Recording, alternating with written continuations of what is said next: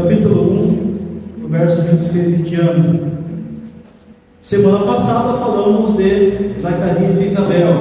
Hoje vamos falar de Maria. Vai dizer assim: no 6º mês foi o anjo Gabriel enviado por Deus a uma cidade da Galileia chamada Nazaré, a uma virgem prometida em casamento a um homem cujo nome era José, descendente de Davi.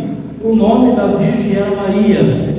Aproximando-se dela, o anjo disse: salve, agraciada, o Senhor é contigo, bendita és tu entre as mulheres. Ela, porém, se perturbou muito com essas palavras e pensava que saudação seria essa. Disse então o anjo: Maria, não temas, achaste graça diante de Deus. Engravidarás e darás à luz um filho, e lhe porás o nome de Jesus. Ele será grande e será chamado Filho do Altíssimo. O Senhor Deus lhe dará o trono de Davi, seu pai.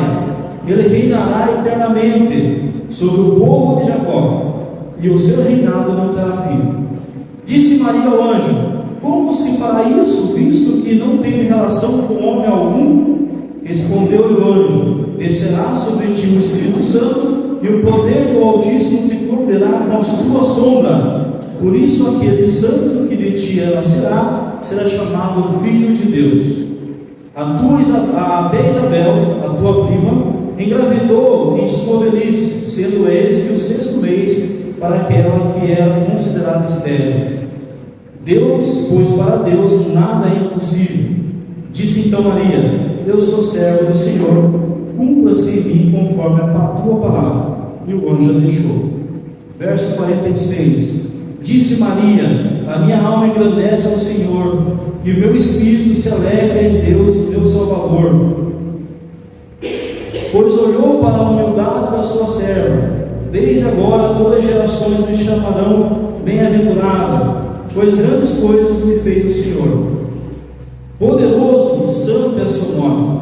A sua misericórdia estende-se de geração em geração sobre os que o temem. Com o seu braço agiu poderosamente, dispersou os que no coração cultivavam pensamentos soberbos, tirou dos tronos os poderosos e exaltou os humildes, encheu de bens os famintos e despediu vazios ricos. Ajudou Israel, seu servo, lembrando-se da sua misericórdia para com Abraão e sua descendência para sempre. Até aqui. Então nós vamos falar um pouquinho de Maria. Semana passada falamos de Zacarias e Isabel, destacando que Isabel era estéril, não podia ter filhos, porque eles eram idosos, mas que Deus abençoou e eles conseguiram ter um filho chamado João Batista. Falamos que perspectiva de vida tem a ver com aquilo que você pensa sobre o seu presente e sobre o seu futuro.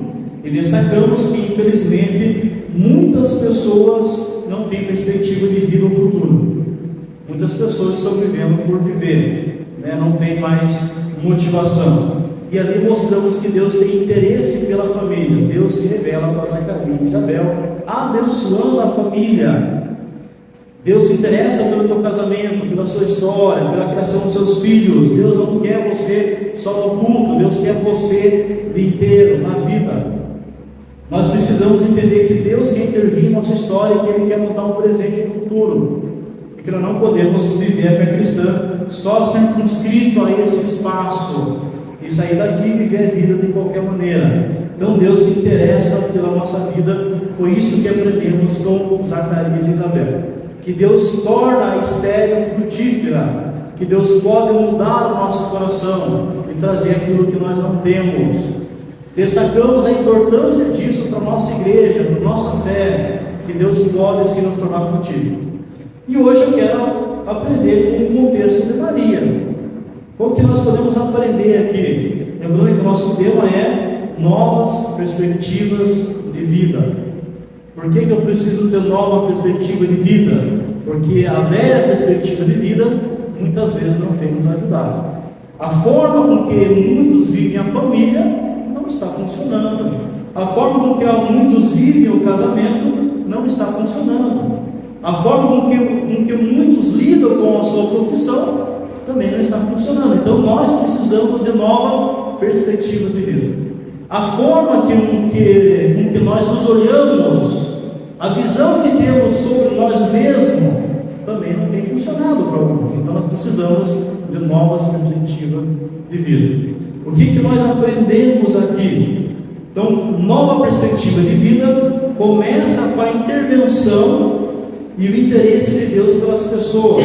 Verso 26 vai dizer assim: no 6º mês foi o anjo Gabriel enviado por Deus a uma cidade da Galileia chamada Nazaré.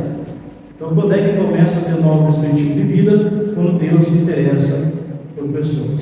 E aqui Deus se interessou por Maria, e Ele enviou um anjo para falar com Maria. Enviou um anjo para Nazaré. Nazaré é uma aldeia, uma cidadezinha irrisória, sem importância política.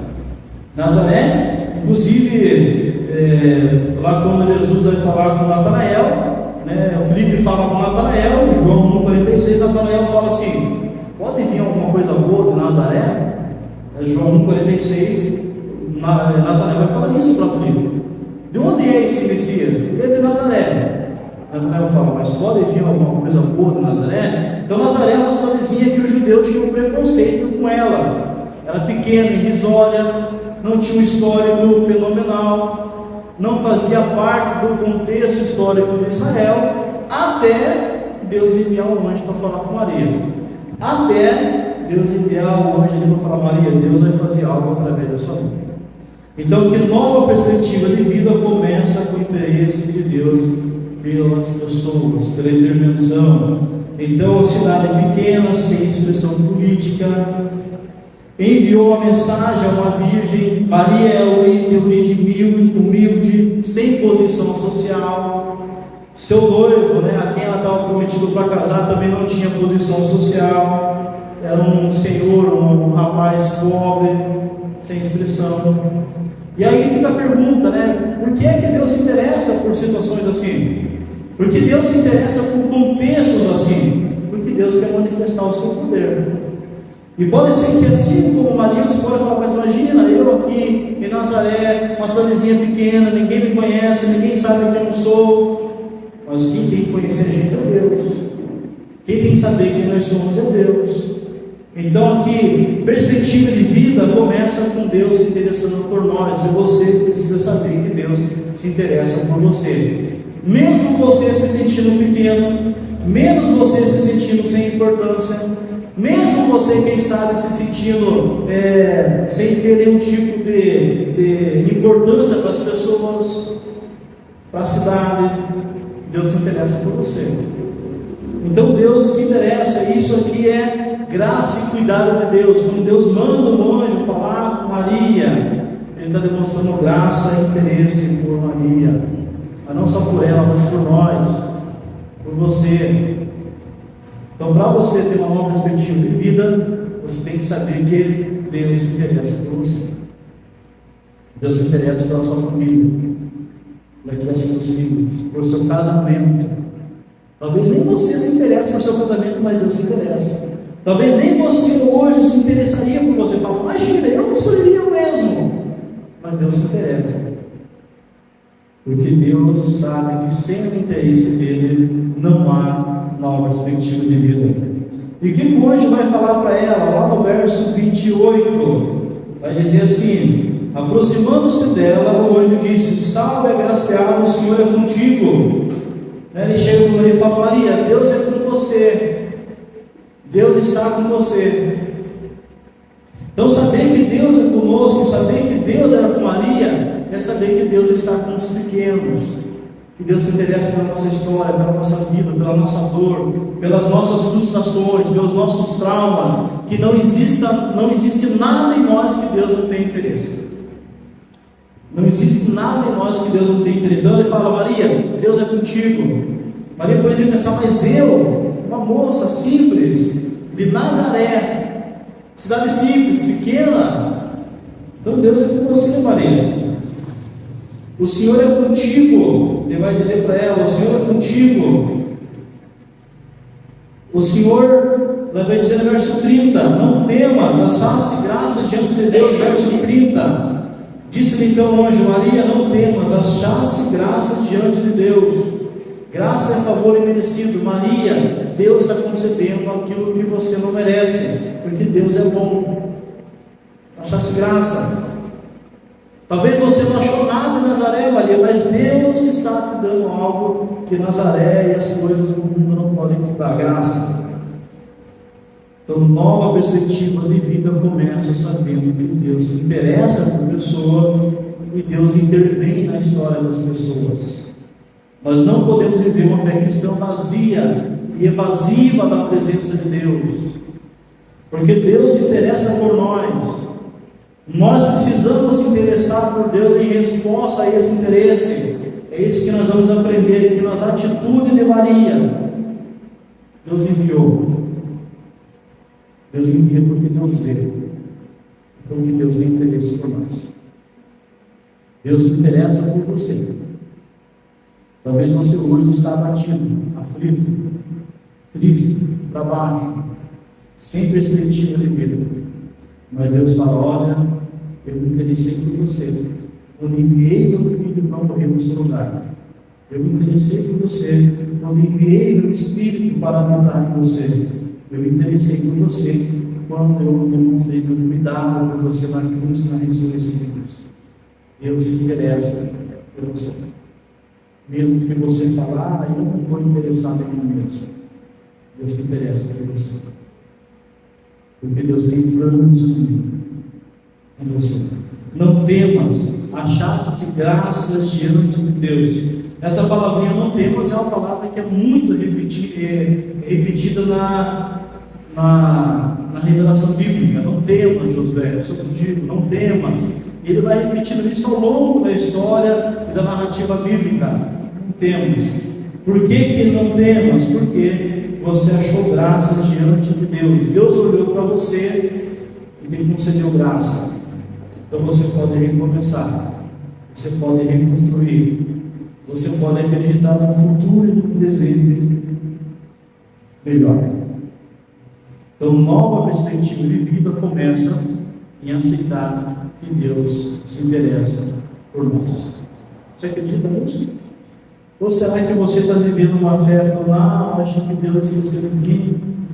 Eu estou igual Maria lá em Nazaré, cidadezinha pequena, uma aldeia, na verdade, Nazaré é uma aldeia pequena. As pessoas olhavam para a aldeia ali com preconceito, igual Natanael. Será que pode vir alguma coisa boa em Nazaré? Em Nazaré só tem coisa ruim, só tem gente desqualificada. Mas Deus olha e fala: não, meu olhar está sobre Nazaré, a minha graça está sobre Nazaré. Ele escolhe Maria desse lugar para destacar que Deus escolhe pessoas simples. E aqui, queridos, vamos entender que Deus está na contramão do mundo. Enquanto o mundo escolhe grandeza, opulência, exibicionismo, Deus trabalha com pessoas simples. Deus trabalha com começos simples. Deus escolhe pessoas humildes.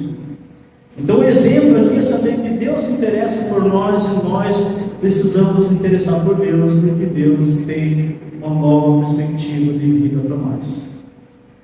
Mas o segundo momento, como é que começa a perspectiva de vida? Primeiro, começa com a intervenção de Deus e começa pelo interesse de Deus pelas pessoas. Segundo momento, começa com o impacto da revelação de Deus no coração humano. Então, nova perspectiva de vida começa com o impacto da revelação de Deus no coração humano. Verso 29. Ela, porém, se perturbou muito com essas palavras e pensava que salvação seria essa. Então, no verso 29, ela vai se perturbar. Ela vai ficar pensando que salvação é essa. Ou seja, quando o anjo fala: Maria, você foi agraciada por Deus, você é uma bem-aventurada, Maria se perturbou. Maria se alarmou. Maria ficou espantada e perturbada.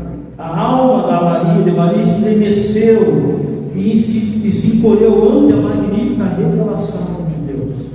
Então, quando o anjo fala, Maria estremece, ela ficou perturbada. Então, nova perspectiva de vida começa quando a palavra de Deus tem impacto na tua e na minha alma. Como é que você tem agido diante da palavra de Deus? Ela tem impactado você? Ela tem feito você pensar, por exemplo, vai dizer também que Maria ficou pensando lá, ó, ela vai dizer assim, ela porém se perturbou muito com essas palavras e pensava que salvação era essa. Então Maria ficou pensativa, reflexiva, ela queria entender o significado da salvação, da revelação de Deus. Perspectiva de vida começa quando eu sei que Deus tem interesse por mim, mas quando esse interesse chega no meu coração, isso tem que mexer com as minhas estruturas emocionais, espirituais, tem que me levar a ser pensativo, reflexivo. Maria começou então a pensar, imagina o anjo diante dela e ela pensando, meu Deus, o que é isso? O coração dela abalado, a alma abalada, as estruturas emocionais de Maria foi abalada. Infelizmente, muitas vezes a nossa estrutura emocional, espiritual não é abalada com a palavra de Deus, mas Maria foi, e por isso ela recebeu uma nova perspectiva de vida. A revelação de Deus abalou a estrutura da alma de Maria e a preparou para cumprir a missão a ela concedida. A missão dela ter um filho, que seria o Salvador do mundo, gerado pelo Espírito Santo, foi preparada porque o coração de Maria se perturbou, se alarmou, ela ficou pensativa. Como é que você tem agido diante da revelação da palavra de Deus? O que é que perturba? Os propósitos de Deus deveriam abalar nossa estrutura. Nós deveríamos ser mais reflexivos das coisas de Deus. E essa reflexão e pensamento levaria a gente a ter uma nova perspectiva de vida. Porque o que Deus está fazendo com a Maria está concedendo para ela um novo presente e um novo futuro. Ela se tornar a mãe de Jesus. Por isso ela fica pensando. Então, nova perspectiva de vida começa quando a revelação de Deus cria um impacto na nossa alma. Se não impactar nossa alma, se não nos tornar pessoas reflexivas, se não nos levar a pensar nas coisas de Deus, dificilmente nós teremos novas perspectivas de vida. Dificilmente você terá uma perspectiva de vida. E você vai passar mais 30 anos vivendo da forma que você está vivendo. Mas Maria não queria isso para ela. Então, quando Deus fala com ela, quando Deus se revela, quando ela entende, quando o anjo fala, bem-aventurada, o Senhor é contigo, ela estremeceu. Saber que o Senhor é conosco deveria nos estremecer. Deus é comigo. Então vamos estar a Deus. Porque Deus tem uma nova perspectiva de vida. Então, nova perspectiva de vida começa em saber que Deus intervém e se interessa por pessoas.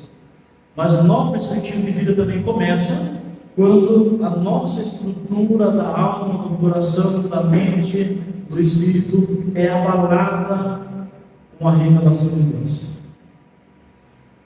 Por isso não dá para viver com Deus sem ter uma vida abalada, sem ter estremecido, sem falar, Deus, o que o Senhor quer de mim? Deus, me ajude a entender a tua vontade. Deus, eu preciso mais do Senhor.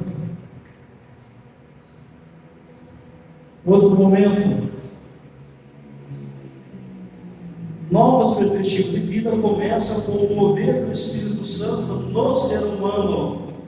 Verso 34 e 35. Disse Maria ao anjo: como se fará isso, visto que não tenho relação com homem algum?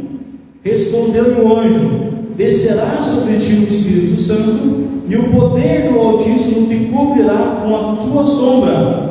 Por isso aquele santo que de ti nascerá será chamado Filho de Deus. Como é que começa essa nova perspectiva de vida? Com o Espírito Santo movendo a nossa vida. Então Maria pergunta, diferente de Zacarias, também que Zacarias ficou mudo, porque ele não queria saber como que ia acontecer isso. Ele queria saber, ele perguntou assim, mas será que isso pode acontecer, Deus? Maria, ela acredita que pode acontecer, e ela fala, como que o Senhor vai fazer isso? Porque eu só conheço um jeito de uma mulher ficar grávida, tendo relação com um homem. E Deus fala: Maria, eu faço as coisas acontecer de jeito que você nem imagina. Muitas vezes você está preso na vida com uma perspectiva falhada, frustrada, porque você só conhece um jeito de fazer as coisas. Mas Deus não está limitado ao nosso jeito de fazer as coisas. Maria, não é só assim que pode nascer, porque eu tenho poder, eu tenho autoridade, e o meu Espírito te envolverá. Então, nova perspectiva de vida começa com mover o Espírito Santo no ser humano. Eu tenho destacado aqui no Evangelho de Lucas a manifestação do Espírito. Por exemplo, o anjo falou para Isabel: o menino que há de nascer, ele já no ventre será cheio do Espírito Santo. Nós falamos que Zacarias ficou cheio do Espírito Santo e cantou e profetizou. Nós falamos que Isabel também ficou cheia do Espírito Santo e cantou. Então não dá para viver uma fé cristã vazia do Espírito Santo. Não dá. O Espírito Santo realiza as obras de Deus em nossa vida. Assim como Deus, através do Espírito Santo, gerou Jesus no ventre de Maria, Deus quer gerar sonhos, um novo contexto de vida para nós. Aqui não é só a doutrina fundamental da fé cristã, o nascimento virginal de Jesus. Não é só isso, mas é um momento de nós acreditarmos que Deus faz coisas de maneira diferente, da forma que você não conhece. E que você tem que falar: Deus, mova o teu Espírito em minha vida, porque o que eu preciso que aconteça em minha vida não vai ser algo natural, tem que ser um milagre. O Espírito Santo gera em nós aquilo que não podemos fazer sozinhos. Como que vai ser isso? Vai ser obra de Deus, diz o marido da Maria. Vai ser obra de Deus. O Espírito Santo nos concede força e poder para sermos instrumento nas mãos de Deus. O Espírito Santo. Então, como que eu tenho uma nova perspectiva de vida? Sabendo que Deus intervém e se interessa por pessoas.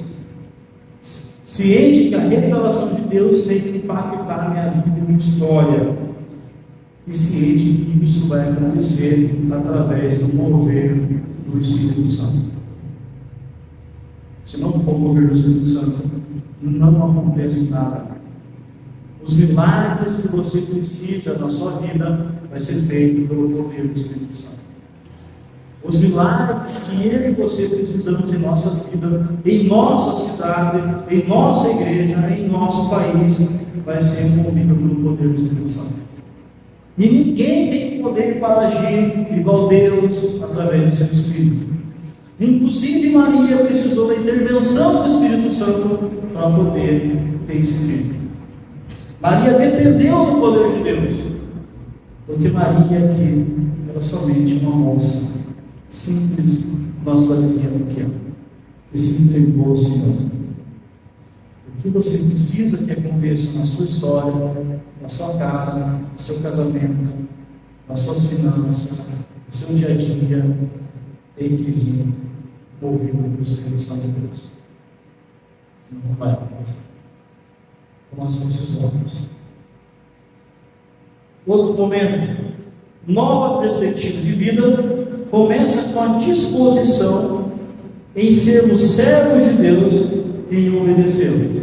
Isso a gente aprende com Maria. Lá no verso 38, o que ela vai dizer lá? Disse então Maria: eu sou serva do Senhor, cumpra-se em mim conforme a tua palavra. E o anjo a deixou. Então, nova perspectiva de vida acontece para quem decide ser servo e obediente a Deus. Então, cumpra-se em mim. E você sabe que Maria assumiu um risco muito grande. Vocês leiam lá o Evangelho de Mateus. O Evangelho de Mateus diz que José pensou em deixá-la secretamente. José pensou em abandonar Maria, acabar com o noivado. Queridos, servir a Deus envolve risco. Essa vida cristã que não envolve risco, que não envolve muitas vezes romper com muitas coisas que não condiz com Deus, não é o Evangelho que Maria está aceitando. Não é, porque o Evangelho e a missão que Maria está aceitando coloca em risco a sua própria integridade. Maria começa a ser mal falada. Se você ler depois João 10, eles vão falar, os fariseus vão dizer para Jesus: Jesus, você é filho de prostituição. O próprio José, apesar de ser justo, ele começa a desconfiar de Maria. Ele fala: eu sou justo, né? Mas não dá para ser um filho que não é meu, né, Deus? Eu vou abandonar Maria. Mas Maria não se importou com nada disso. Ela é serva, então eu vou obedecer. Não importa o que aconteça. Por quê? Porque em Deus eu vou ter uma nova perspectiva de vida. Não tem como ser cristão e igreja sem assumir as consequências da nossa obediência. Não tem como. Mas Deus é bom, Ele intervém. Um anjo fala para José: José, se acalma, porque o que Maria está carregando no ventre é a obra do Espírito Santo. Então José recebe Maria, e o resto da história você conhece. Mas se Maria tivesse se negado, ela não experimentaria esse cuidado de Deus. Não experimentaria. Quem se torna servo e obedece a Deus se torna um instrumento da mão do Senhor. Maria se coloca à disposição de Deus, entrega o seu presente e o futuro inteiramente para Deus. Deus, eu não sei o que José vai pensar, eu não sei, mas eu sei que o meu presente e o futuro está nas tuas mãos. Por isso eu aceito essa nova perspectiva de vida. Eu me torno serva e obedeço ao Senhor. Ela se entrega inteiramente, não se preocupa com a consequência de servir a Deus. No contexto ali de Maria, ela poderia ter sido apedrejada, ter sido morta, porque na visão humana ela teria um filho que não era de José. Maria poderia ser passada por louca. Está louca, Maria? Dizer que engravidou de Deus, que Deus interviu, melhor dizendo, que Deus gerou um filho através do seu Espírito em você, que Deus fez uma obra nova que nunca foi feita, que Deus fez um mover novo que nunca se viu na história, mas que já estava profetizado. Maria assumiu todos os riscos de carregar, de ser instrumento de Deus para que Jesus viesse ao mundo. Por isso Maria canta e louva o nome do Senhor. Quem recebe nova perspectiva de vida, recebe uma nova maneira de viver. Eu fiz algum destaque, que o verso 46 ela vai dizer assim: minha alma engrandece ao Senhor. Aquela alma que se perturbou, lembra que se perturbou, que foi impactada, agora engrandece ao Senhor. E o meu espírito se alegra em Deus, meu Salvador. Então ela vai se alegrar em Deus, ela encontra alegria, queridos. Então ela engrandece ao Senhor, ela encontra alegria. Quem aceita se tornar servo e obediente encontra alegria. O meu espírito se alegra em Deus, o meu Salvador. Mas ela vai continuar dizendo, 48: pois olhou para a humildade da sua serva. Desde agora todas as gerações me chamarão bem-aventurada. Então Deus olha. Maria vai dizer que Deus olhou, que Deus viu, que Deus se importou. Verso 49: pois grandes coisas me fez o poderoso e santo é o seu nome. Ela reconhece que Deus está fazendo coisas tremendas por ela. Verso 50: ela exalta a misericórdia de Deus, a sua misericórdia estende-se de geração em geração sobre os que o temem. E o verso 51: ela exalta o poder de Deus, com o seu braço agiu poderosamente e dispersou os que com o coração cultivam pensamentos soberbos. Olha quantas coisas Maria descobre na obediência a Deus, porque ela decidiu se tornar serva. Nova perspectiva de vida. Então, olhando para a história de Maria, começa quando? Quando entendemos que Deus se interessa por pessoas. Então, nova perspectiva de vida começa quando entendemos que Deus se interessa por pessoas. Mas também nova perspectiva de vida começa quando? Quando a palavra de Deus, a revelação de Deus abala a estrutura da minha vida. Nova perspectiva de vida começa quando? Quando eu entendo que aquilo que Deus vai fazer, Deus faz através do seu Espírito Santo. E nobre estilo de vida começa quando eu falo a Maria: aqui está a serva ou o servo do Senhor, cumpra-se em mim o seu querer, quando há disposição em obedecer e se tornar servo. Você já é um servo, uma serva do Senhor, tem obedecido a Deus. Mas se eu obedecer a Deus, o que vão pensar de mim, né? O que vão pensar de mim?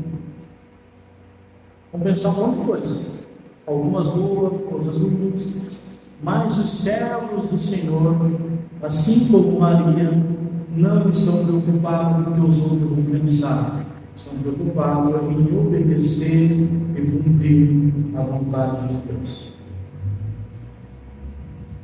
Quais são os desafios para a tua vida e para a minha vida? Temos alguns desafios aqui. Você acreditar que Deus se interessa por você, que Deus tem uma história para você, que Deus está olhando a sua vida.